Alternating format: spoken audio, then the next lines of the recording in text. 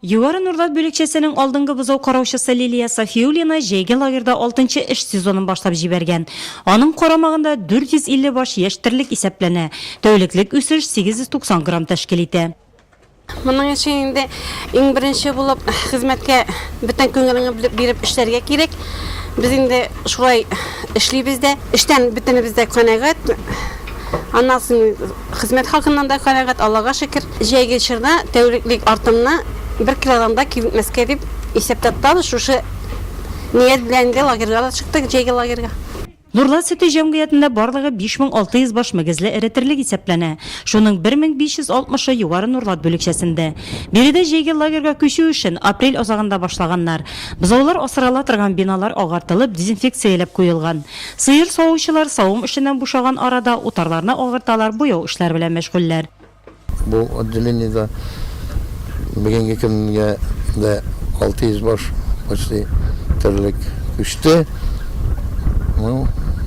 Беренче май көнне бөтен терлекне эшләп бетерәбез дип уйлыйбыз. Кышын терлекчелектә кыенлыклар булмады ди хуҗалыкның баш зоотехнигы Фәнил Минхаҗев. Әлеге җаваплы чорга бер баш шартлы терлеккә күчереп исәпләгәндә 30 центнер күләмендә терлек азыгы әзерләп кергәннәр биредә. Бүгенге көнгә бүлекчә буенча бер сыердан тәүлегенә 11 килограммнан артык сөт савыла. Баш зоотехник белдергәнчә, максатлары җәйге лагерьга күчкәч тагын да нәтиҗәле эшләү. Хәзерге вакытта бөтен игътибар малларны асрау шартларына һәм рационга юнәлтелә. Савым сыерларга бирелә 5 кило исәбеннән концентрат, шунда 200 грамм плюс әле 1 литр сөткә, где-то 7, почти 8 литр кайсы бер сыерлар, фураж гына ала. 25 кило синаж, 10 кило силус. Терлекчелек өчен хәзер иң авыр вакытларның берсе кышлату тәмамланып, язга күчү чоры ди авыл хуҗалыгы белгечләре. Шуңа да иң мөһиме тиз арада терлекләрне җәйге лагерьларга күчерү. Безнең районда барлыгы савым сыерлар буенча 12 җәйге лагерь исәпләнә.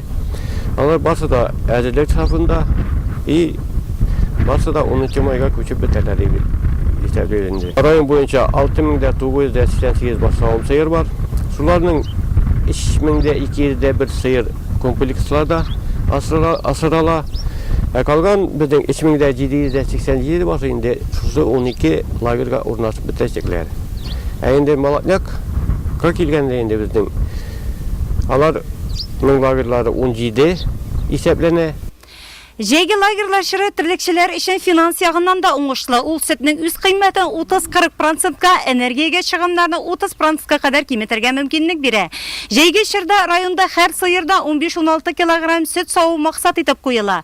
Терлекчеләребез һәм зооветеринария белгечләре тырышлыгы белән бу бурыч үтәрлек. Терлек азыгының сыйфатында көн үзәгендә булачак. Азыгының сыйфатында, яме? Тамбур.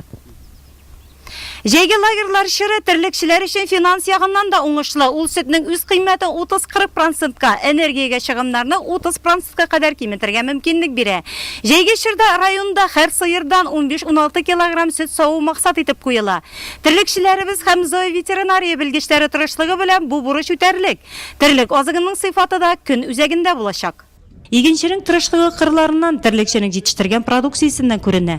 Югары Нурлат бүлекчәсенең җәйге лагерында эшләүче 30лап терлекченең максаты да югары күрсәткечләргә ирешү. Ә малларны җәйге лагерьларга күчерү, фермаларны кышкы эшәргә әзерләү өчен кулай вакытта әле ул.